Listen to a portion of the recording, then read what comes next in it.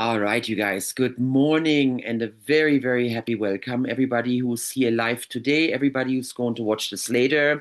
It's a beautiful morning. We are here to have a gathering, to be with each other, to support each other. That's what's so awesome about being able to gather on these platforms. And I just wish you a very, very happy morning. I see someone is walking. You're out in the sunshine. Awesome. And then wherever you're at, a very, very warm welcome to you. And thank you so much for being here. Thank you for joining us. So we have made it to the first months of the year. Our project is going strong, you guys. And I have some wonderful things to report from my own life, things that I've been able to achieve that I'm very grateful for and a little bit proud of that I've been able to stick with it.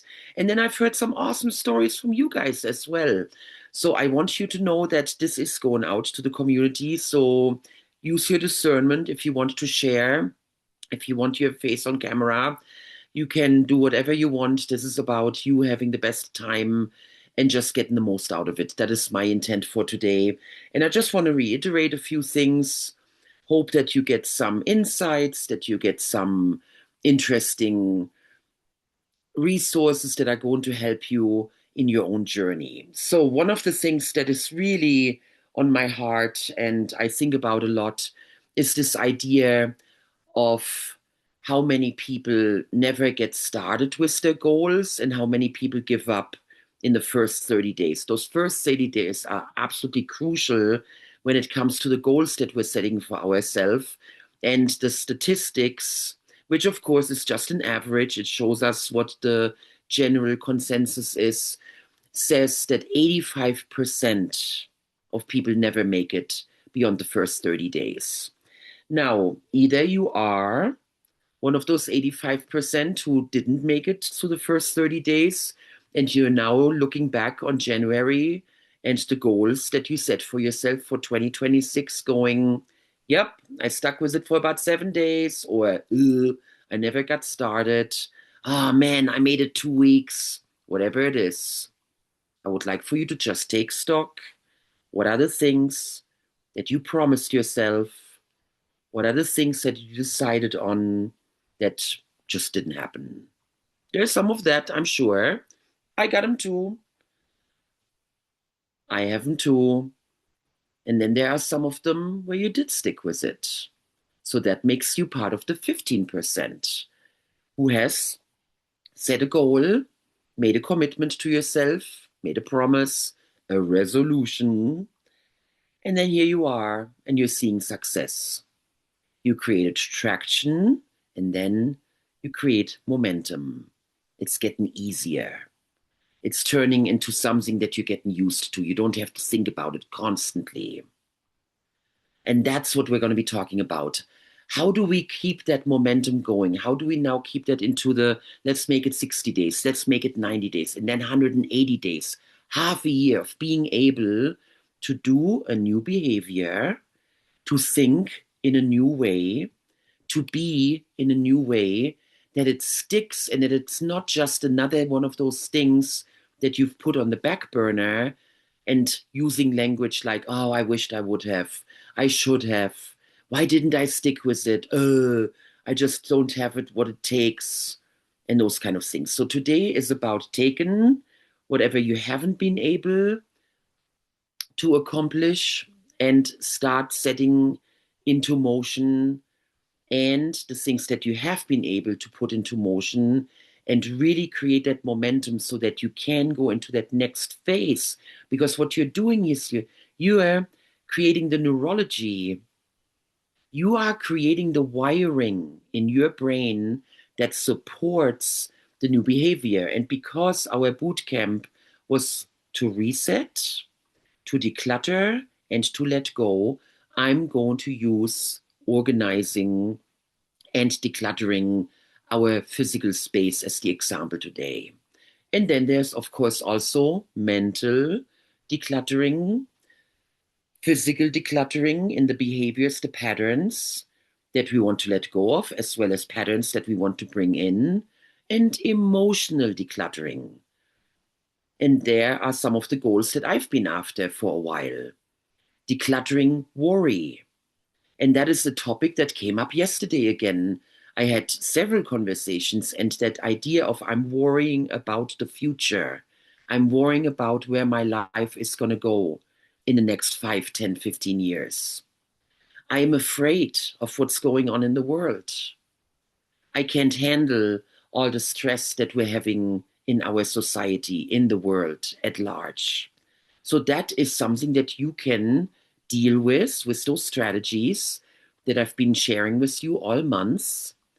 And what we're going to be doing today, you can truly let go of emotional clutter that doesn't serve you anymore. You can let go of mental clutter, those thought patterns that you're hoarding, those thought patterns that you can't get rid of, that you are habitually thinking because they're so deeply wired in your neurology and they're just kicking in. As soon as something happens, you react. And that can be changed. That reaction can be changed into a conscious response. When this person says that, when I hear that in the world, when I'm being exposed to X, Y, and Z, this is my normal reaction. These are the thought patterns that I instantly tap into. And that can be changed. If it doesn't serve you, you have the ability to learn, to become more resilient, and then tap into other thought patterns. And then over time, again, the 21 days, the 30 days are huge mile markers in you being able to change those patterns. And all of a sudden, you catch yourself going, I haven't thought that in a while. Or, wow, I have changed my response. This just doesn't trigger me anymore. I now have a different response available to me. And that is then when you really see momentum and you know that your neurology is slowly changing. And then after 180 days, usually a pattern is firmly set in place. After half a year, you don't have to think about it anymore. You will remember it as an anecdote, this, oh yeah, I used to be like this and that. And it's different. It's going to be different. And there are so many wonderful things that we all have in our lives where we've been able to accomplish that. There are certain patterns that we simply don't tap into anymore that used to be normal. And I have a whole catalog of those behaviors that used to be so normal. And I was desperate with some of them. I just can't let it go. I just can't get rid of it. I just can't change. What the heck is wrong with me? And then with making a decision, practicing awareness, and then developing devotional practices. Over time, it started to change. So now it's just a story. Now it's just an example from something I used to do in my past. And you all have that as well. You've all very successfully changed behaviors. I know that we have people here in our group who, for example, stopped smoking. Some of you are dropping caffeine. Some of you are putting new exercise programs in place. A bunch of us have shed some weight, and we have adopted some really good, healthy patterns. One of my things, for example, is to devote myself more to fresh food and to let go of prepared food. And I went shopping yesterday. And then when I looked at my basket and I put everything on the cashier's band, I was amazed that every single thing I'd picked was from the produce department. And I looked at it and I was like, huh, that was one of those moments where I not consciously had said, I will only buy fresh food. And the conditioning had gone so far that I spent my time in the produce department and just picked a bunch of veggies and fruits. And I was so happy about that when I realized that it was becoming more unconscious. I didn't have to make myself do it. I'm just going to buy fresh fruits and veggies, and I'm going to make a bunch of stir fries and wonderful, fruit salads and stuff like that. No, it wasn't like that. I was just drawn to it. It became natural, and that was awesome. I was really happy and grateful when I discovered that. So those are just little examples that I'm giving you guys. And if you have anything that you want to share, any kind of examples, successes that you have produced for yourself, one of you guys is learning a new language. One of you guys is having a very huge goal about doing some very extensive traveling. And that is one of the things that I've also challenged myself. I want to get better at Mandarin. And I have this 5-hour video that I found on YouTube. And I listen to that video almost every day. And I'm listening to the same stuff over and over and over again. So it goes deeply in here. I can now order tea in a restaurant. I can have a conversation with the waitress. I can have a conversation about what's on the menu. That was not possible a month ago. I had kind of dabbled in it over the years, but now I made a decision. I want to get good at this. I want to be able to have that kind of conversation. And I put things in place that it's easy for me to expose myself to that new language every day. And that's ultimately the big point I want to make today. We want to let go of words like motivation and discipline. Many, many years ago in an NLP training, one of my teachers said, when you're really passionate about something, you really want something, you don't need discipline. Think about that for a moment. The things that you really love, the things that are really important to you, you don't have to motivate yourself to do it. I do not have to motivate myself to make an awesome cup of coffee in the morning because I love it. It's a ritual. I have it down. I have a total certain way of how I'm doing it. I love enjoying it. I don't need discipline to make my morning coffee.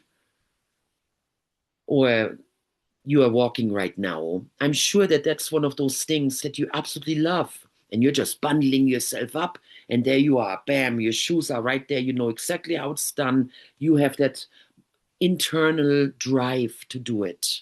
You don't have to make yourself do it. And that's what we usually do with those self-defeating behaviors because we're passionate about them. We love them. They're rituals that feed us somehow. They make us happy. They bring us joy. And that's why we're doing it. And I'm talking to our friend right now who just quit cigarettes. Congratulations, my friend. That's a big deal. And what's so cool about you sharing that with me, it wasn't a big deal. It was not a big deal. You were internally driven to make that change because something clicked in your mind. And now you're replacing it with other good behaviors because I know you're also letting go of some of that physical clutter. So good on you and congratulations. It's about turning I have to into I want to. I'm looking forward to it. I'm excited about it. So I'm going to tell on myself. One of the things that I just got the message again is that a daily walk is just absolutely important for my well-being. To be out in the sunshine, to be out there, to bundle up, to get out there, walk 3-4 miles. It's a good thinking time for me in my human design. That's actually one of my trademarks that I think, I process when I'm walking, when I'm moving. I know it's good for my body. I know it's good for my mind. It's good for my soul. Being out there, looking at this beautiful nature, connecting with the trees, looking out into what's going on around me, saying hi to neighbors, all that stuff. I know that. And I have not been very diligent about it. It's not been a devotional practice. And I had it. I had it in the past when I had specific goals. For example, when I walked the El Camino, I shed over 25 pounds and I got myself up to a place where I was able to walk 12, 13, 14, 15 miles a day without much issues. And I even was able to carry a backpack with everything I needed for 2 weeks. So that was a very specific goal that I had 8 years ago, almost 9 years ago. And for some reason, after I achieved that goal, it went a little bit by the wayside. And the universe has been knocking on my door saying, Christiane, in order for some of those goals that you have physically, as well as your mental, emotional, spiritual well-being, walking is just a wonderful thing. So I just put that on my list. That's where I'm one of those 85%. I should take a walk every day. And I know several of you right here, you have dogs, you have pets that you take on walks every day. And a lot of times we're actually checking in when you are out in nature. And it's just normal because you love it. And I congratulate you for that. And I'm modeling you. You're inspiring me right here, right now. That I want to be one of those 15% in 30 days from now who's stuck with it. And then if I'm only taking 6 walks this next week, or only 5, and if I only make it 2 miles or 3 miles, that's okay because it's about approximation. It's just like with meditation. I've had several conversations with people about that. That meditation for some people is one of those, I have to, I should, I know it's good for me, but I don't have the time.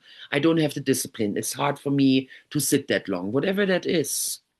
And I used to think that I was totally convinced I couldn't meditate because my mind is going a million miles an hour until a teacher told me, Christiane, meditation is not about not having any thoughts. Meditation is about you catching yourself and then bringing it back. And I went, oh, so I can't do it wrong. I need to find my way of doing it that works for me. And then I can develop a practice, again, a devotional practice around it that speaks to me, that intrigues me, that I'm passionate about, that I can't wait doing, just like my morning coffee that I'm so excited about doing in the morning. I want to be that excited about meditation. That was my goal many years ago. And nowadays, I had multiple times because I go to a meditation group where once the little gong rang after half an hour, I went, what? It's already over?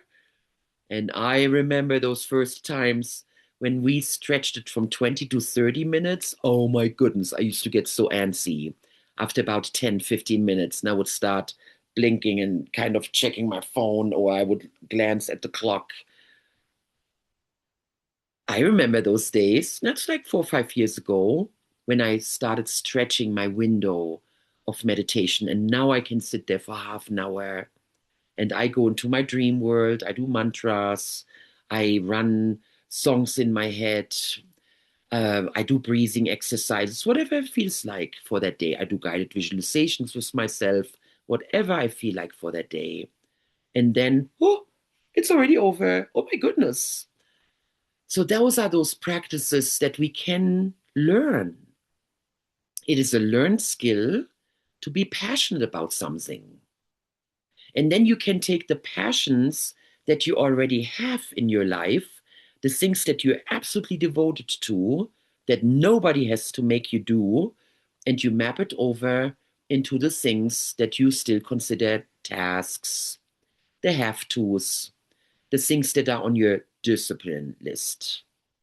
So, for example, organizing your room, organizing your house. One of the things that I learned many years ago, there was that movement about if the only thing you do in the morning is make your bed, because that is going to set the tone for the day.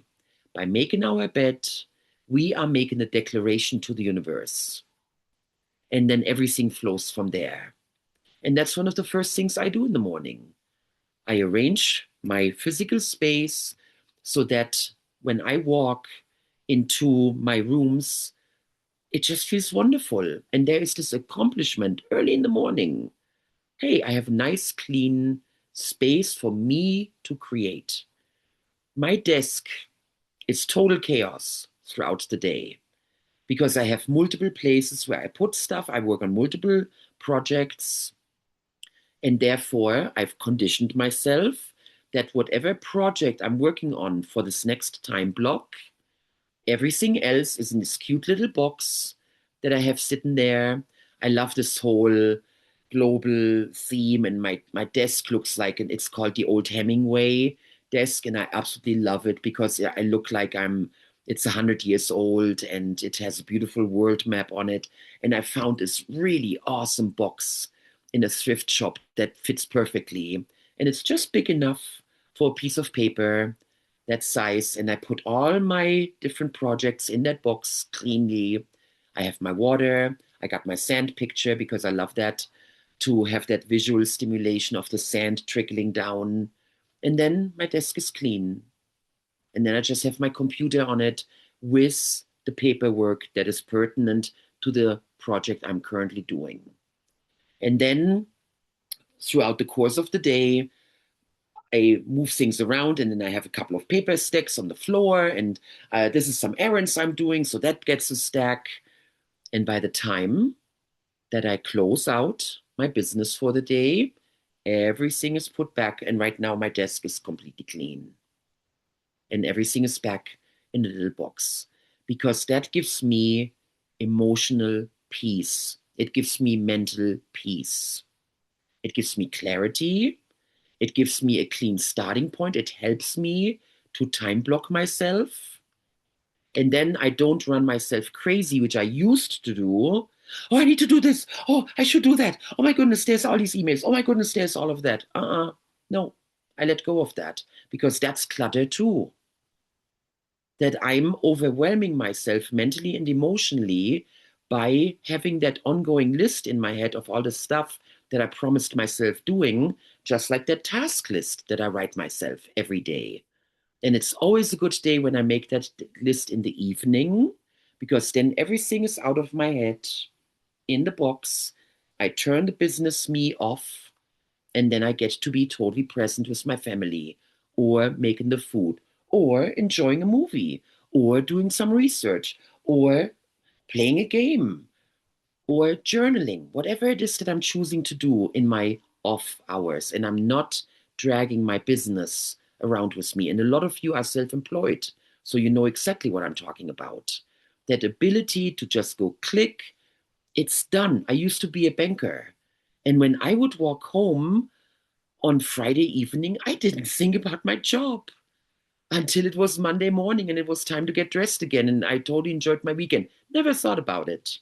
And that was a big deal for me when I became an entrepreneur and I was self responsible for managing all those things, having all those hats on. And all of a sudden, I couldn't do it anymore. And I was on the job 24/7. And that was a huge big deal when I decided I can't do that anymore. And so, for example, now one of the commitments I made to myself this year, I take Tuesdays off. Tuesday is an excellent day. I have a couple of fun things that I'm already scheduled doing that are fun things, including the meditation, including playing games. I have a game group that I joined. And then tons of time with the kids, and I will not touch my computer or telephone. And that was huge.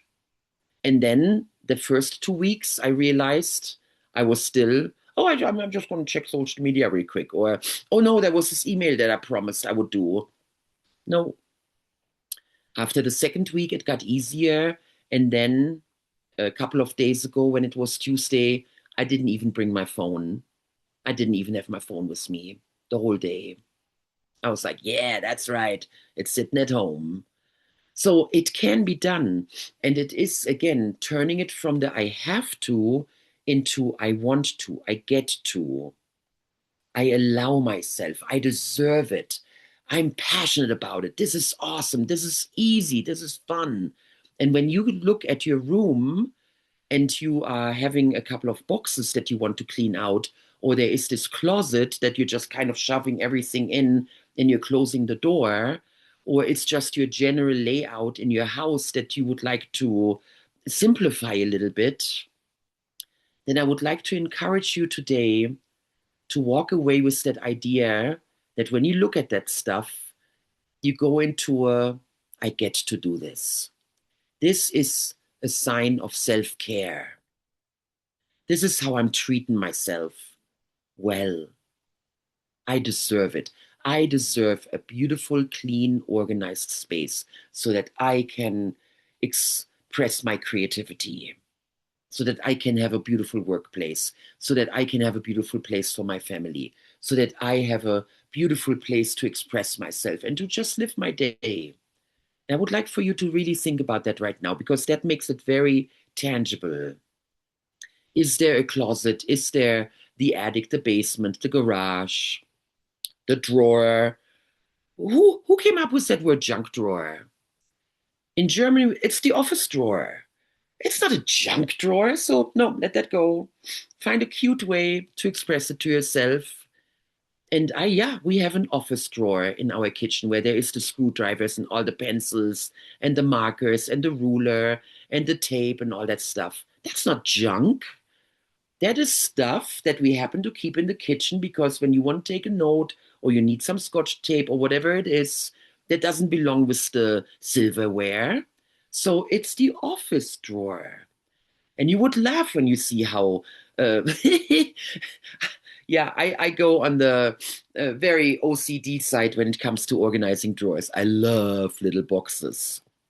And I let my grandkids organize my jewelry box because every little thing has a cute little Chinese little baggie that I brought home over time. And then they're all stacked like this with all my necklaces and then all my bracelets are in a very cute Chinese box that I brought home. I love boxes.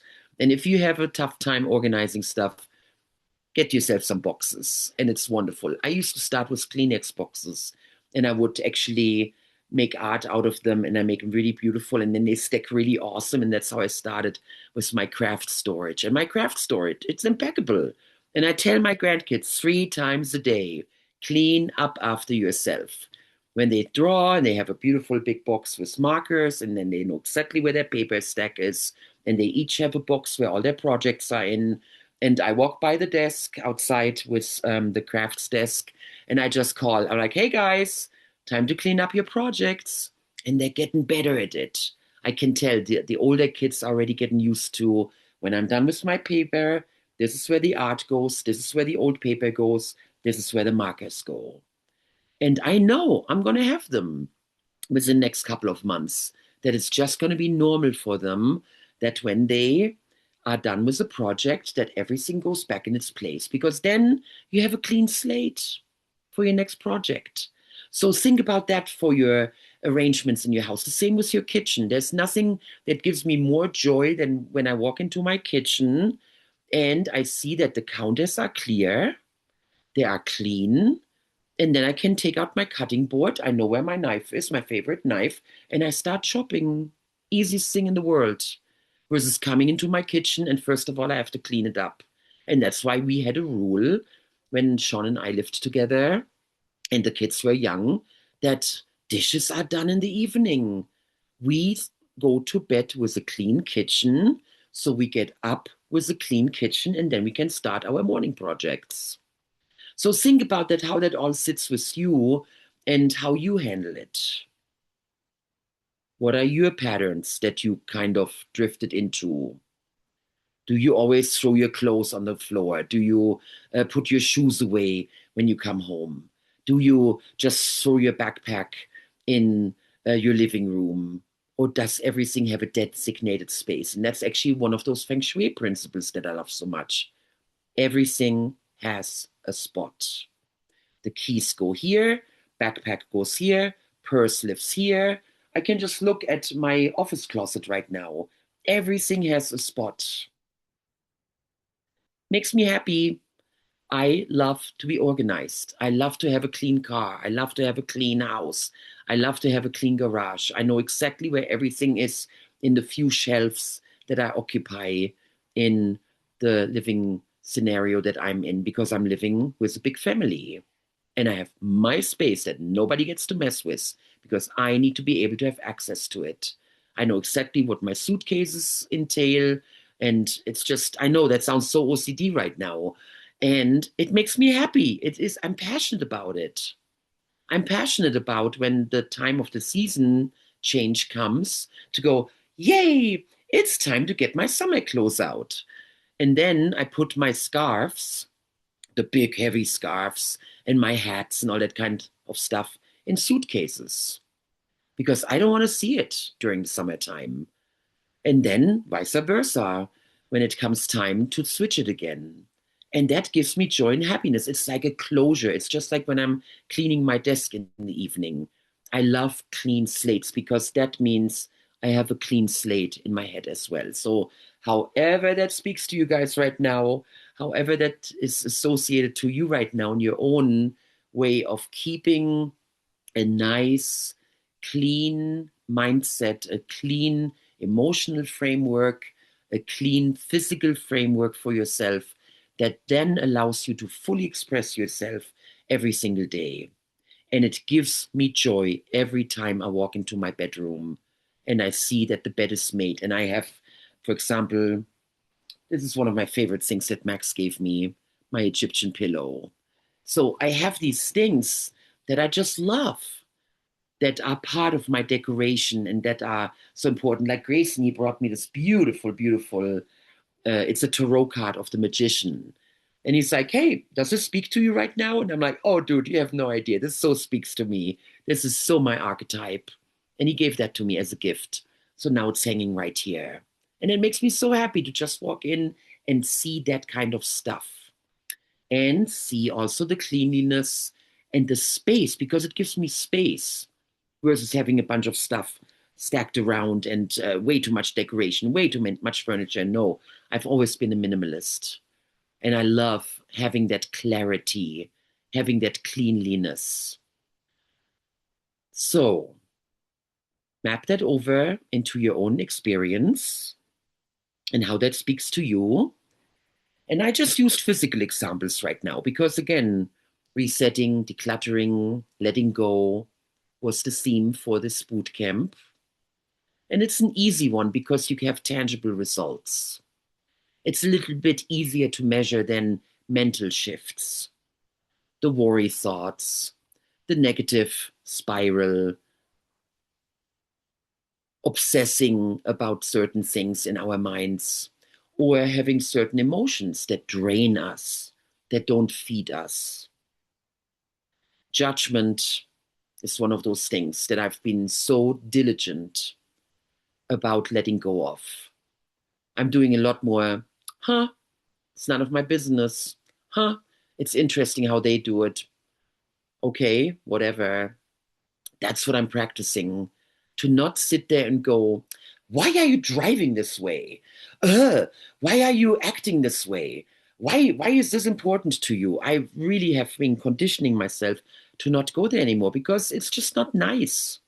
And it drains me, makes me tired, makes me mean, makes me go into negative thought spirals. And you can do that in personal relationships, you can do that in public displays, and you can look at the whole world and apply it.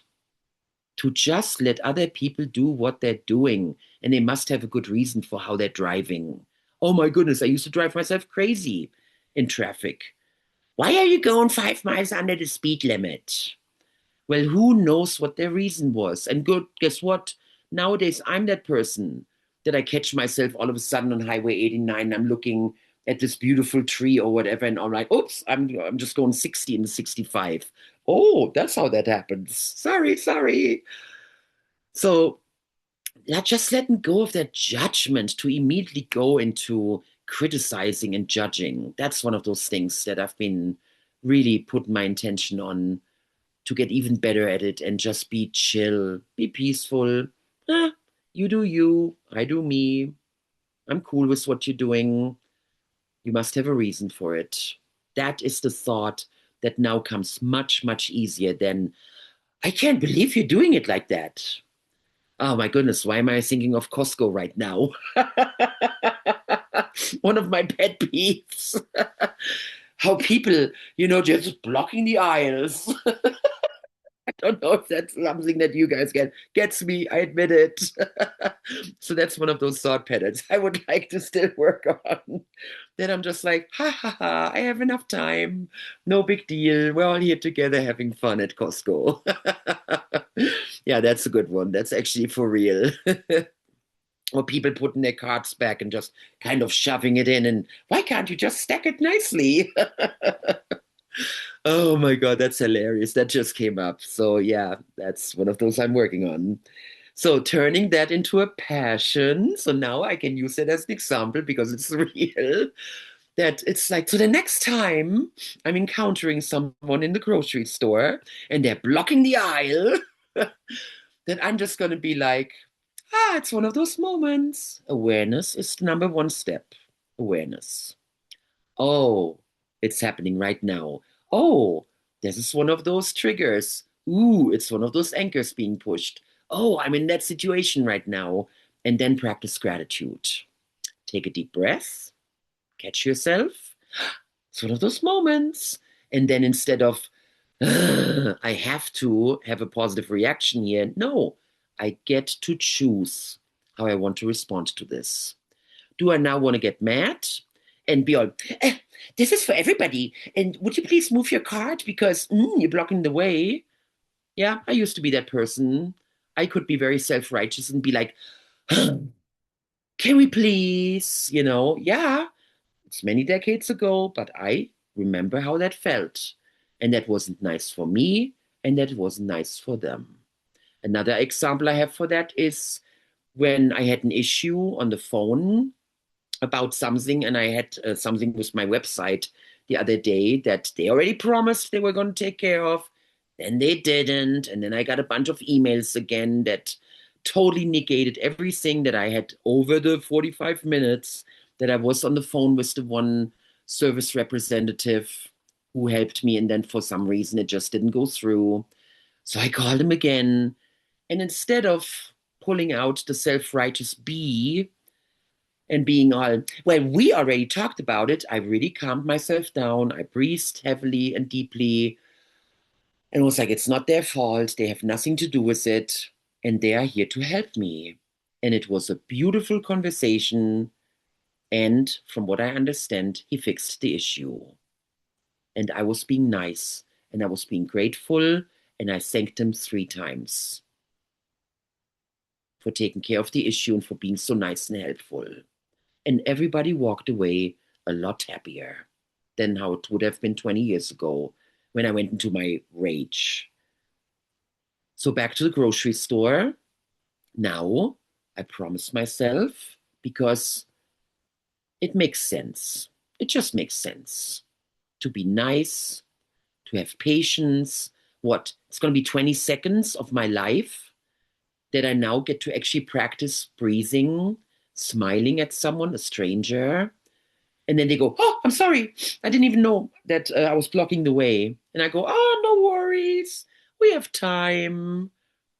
Right? The same with the person who's going too slow in front of me.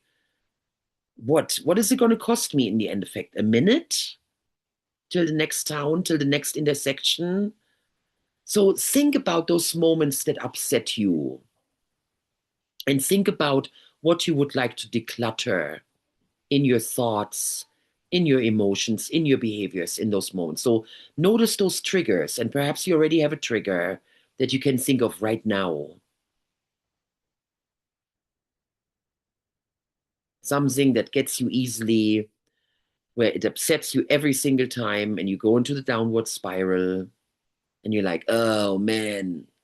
And then later you berate yourself, oh, dang it, I shouldn't have reacted that way. I overreacted. I could have been nicer. I wished I wouldn't have said that. So think about those examples in your own life. Let's do this together. So I'm doing it with the grocery store, with the carts. People taking up too much space. And then so I make a promise to myself right now, in that moment of awareness, take a deep breath and go, this is an opportunity. I get to practice that. I get to create a new neural pathway. I get to create a new way of thinking. This is an opportunity from the universe to create a different emotion and then have fun with it. And then the game, because I love games, now I just realized that the game is going to be What cool thing, what fun, happy thing can I say to that person where we're both going to have a good laugh? Or at least I'm going to get a smile on their face. That's going to be my game now. And that feels so much better than get out of my way. How dare you take up the whole aisle? That kind of stuff. So that's something that I can promise myself right now. And that is going to be something I'm going to pay attention to in February, very specifically. That when I walk into a big grocery store like Costco and there's the big, the avalanche, the stampede of people pushing carts too slow.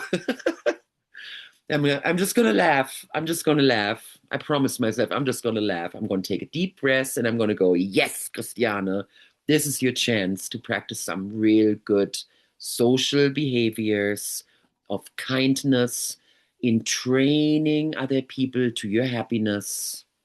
This is happening for a reason. They're slowing you down for a reason. Just chill. Just have fun. So, can you all map that over into an own example? And do we have a couple of people who are willing to share what they just learned and something that you might commit yourself to for this month, something that you want to imprint in your neurology and make it a normal pattern, to make it a normal behavior, so that you don't have to think about it, so that a half a year from now, I can use this as a funny story, just as I used the story with the telephone call where I used to get really upset and I make the poor customer service representative personally responsible for not my issue not being fixed yet. And why can't we figure this out? Da, da, da, da, da, which has not happened in a long time. And it's just an anecdote now. It's just a learning, it's just a teaching story at this point. And that's what I want my grocery store slow and aisle taken up cart story to be in the future. That then when I report back in half a year, I'm like, hey, one of those things that I learned this year and that has really made a difference for me. And it just doesn't upset me anymore whatsoever. And I'm having fun with it. And I've had so many awesome experiences with turning it into beautiful conversations with people. I had this one time I was in Walmart in St. George before Christmas, and they had Christmas songs, of course. And there was this one that was just absolutely beautiful. And I started singing, and this man just turned around and he said, my wife always sings in the grocery store too. And he had this big smile on his face, and I had a big smile. We had a laugh. And then I met him again in the next aisle, and he was waving at me, and it was just beautiful. And it went into my heart. And here I am 2 months later having that as one of my stories about last year. And it was meaningful. And so that's what I want with that specific example. So check in with yourself right now. Use that example. And of course, it's going to affect you now when you go to the grocery store and someone blocks you away. You're like, oh, dang it, here it is. And what are some other things that you are thinking of where you would like to change your attitude, your mindset, where you can be passionate about a new behavior and you want to establish some new patterns? Do we have someone who'd like to share? And you can just unmute yourself and jump in.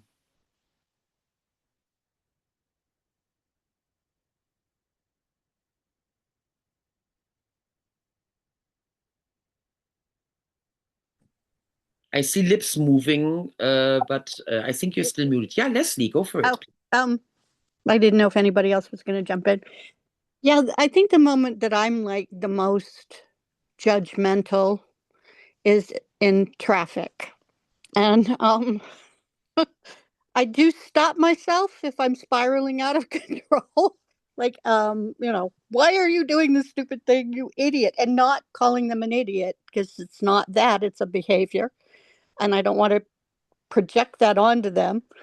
But yeah, also like we don't know what's going on in their head, so quit it. And so then I calm down, I take a deep breath, and then I calm down. But I'm still working on that one. It's still in progress, So what depending would on be the the day. next level then for you, Leslie? What is then the new devotional practice that you would like to integrate in 2026?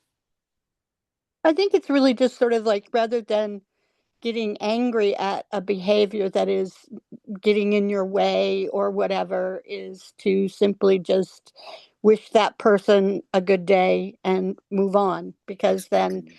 that sets me up for having a good day as well. Yeah, it's a blessing opportunity. Yeah. Just imagine that right now, that you're actually able to dial it back even more because you are already working on it and you have gotten a lot better. So, and by the way, I used to call people idiots and I used to call myself idiot. And you know what? I haven't done that in a long time now. I used to change it to words like honey bunny and sweetie. And then it got sweeter and sweeter. And then I let that go. And it's just like, it's not an issue anymore. So just imagine that you immediately have a thought that goes, oh, this is happening for a reason. They're slowing me down for a reason. I attracted this specific behavior into my vicinity for a reason. Thank you. I don't understand yet, perhaps, what it's about, but I can thank you right now for doing that. And I bless you. Yeah. Just imagine that. And then practicing that for a few months, and you're just not going to get upset. And then the funny thing is, you will entrain the people around you for better behavior. And you're aligning yourself with the flow of traffic that then leads it into a space where you're stopping at the stop sign and the other person goes, oh, you go first. Or the person actually floats out of your way just at the right time. Those kind of things. Hmm. Yeah, Yeah. awesome. Thank you so much for sharing that example with us. I want to hear one more, you guys. Um, Hi. Hi. Um, I'm trying, so what I was thinking of was when somebody says something critical. It doesn't happen very often, like critical, like on Facebook, for example, like a comment kind of was just like not nice, right? And I'm good at like not responding, like, okay, I'm not even gonna address this, like I'm not even gonna say anything back. Um, but then I'm still playing it in my head afterwards, like wanting to say something still. Like it's like a part of me that wants to just, and I don't know if that's just a way to just process that because I had to kind of suppress it by not saying anything to this person because it's not even worth me defending or feeling like, it's kind of similar to traffic, it's not even worth me defending, really. It's not even true, right? Like there's nothing I need to really say. And sometimes I think there is places to defend yourself, and it's just not one of them, right? And Yeah, but I still want to I still spend a lot of energy like just trying to say what I wanted to really say. yeah. There is that comeback. There is that little rush that we get by having that meh, meh, meh, clapping back, and then we're putting them in their place or whatever. So, congratulations for not doing that on the outside. And then that little rummaging it in your mind. What would you like to have instead? Just peace around it. Just like, oh, okay. That's your Yeah, like, opinion, right? yeah, well, I mean, I somewhat do that too, but then, yeah, but then I still, like, maybe because I still believe it. Maybe it's because I still believe what they had to say. So I still feel like I had to, like, be like, no, that's not Okay, true. Or, so I'm going like, to share with you one wicked. of my Yeah. deep law of attraction beliefs that I've Mm-hmm. formulated many years ago. If it comes into my vicinity, there has to be some meaning. There has to be some reason for it Mm-hmm. to happen. Otherwise, I wouldn't have it in my Right. field. It has to have a Exactly. purpose for it to come into my field. So when the criticism comes, I'm like, thank you, universe, because you obviously wanted me to be aware of that. And then the person becomes a messenger and a catalyst, and that's it. So that would be perhaps a strategy that you can practice. And you just go back in time and think about some of those comments that upset you, or even physical, personal criticism, come from a Mm-hmm. family member or friend, something that wasn't very appropriate. And you can be like, huh, even so, I don't like what they're saying right now. And I have to think about and process that a little bit. I know that there is a purpose in that coming into my field, and that that is a learning opportunity for me. Something like Mm-hmm. that. And just practice. Right. Like it's the specific one I'm thinking of was definitely a thing I question about myself actually. And so then it came into my field Yeah. to like show me like, okay, do I really think so? Or, it's only just showing a shadow that's already there. Yeah, Yeah. And isn't it's that true. wonderful? Because now you can go, first of all, you can let the person go because it's not Mm-hmm. about them whatsoever. And now you can Mm-hmm. go into gratitude and go, thank you, universe, for making me aware that that's something that I want to work on or that I want to get Mm-hmm. better at. What a lovely example, Solstice. That's Right. awesome. Yeah. Mm-hmm. So let's run it through right now and just imagine something like that happening, and you're like, ah, oh, dang it. Okay. Thank you, universe. I appreciate you so much. You love me so much that you're making me aware of that. Thank you, thank you, thank you. Hmm. Okay. Hmm. Yeah, okay. Thank you. Yeah, thank you. Wonderful, Hmm. great example. And we can all relate with that. We can all have better responses when it comes to being triggered by the outside world. So thank you very much for this wonderful example. And thank you also for the example about traffic. Then we have our carts in the grocery store example, and the looking at your house and feeling that motivation, feeling that drive and excitement to clean out your next room or the next closet, making your car nice, whatever it is, your workspace. So I hope that everybody got something really powerful and useful today.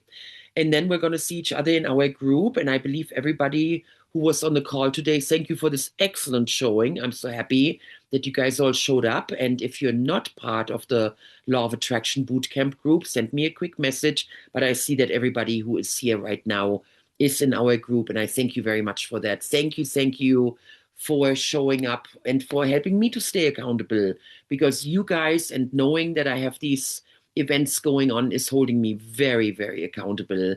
And I love sharing this. I love being with you guys. And I'm just so grateful for all of this that we're here experiencing together. 26 has been a spectacular year already. And no matter what's going on in the world, we have the choice to make our lives good, successful, healthy, abundant on all levels. And that's what I wish for every one of you. And I am going to see you next Saturday again, okay? Then let's take that wonderful momentum. And if you have any questions, please send them to me. I'd love to make it very personal and really go into those kind of issues that you're dealing with, that you would like to have me talk about, examples that you don't understand really. Why am I doing this? Why is this happening? And I'd love to take this as part of my inspiration for the topic for next week. Okay? Okay, big hug, everybody. Hugs and kisses, and have a wonderful Saturday. See ya. Thank you, Christiana. Thank you, Christiana. Bye.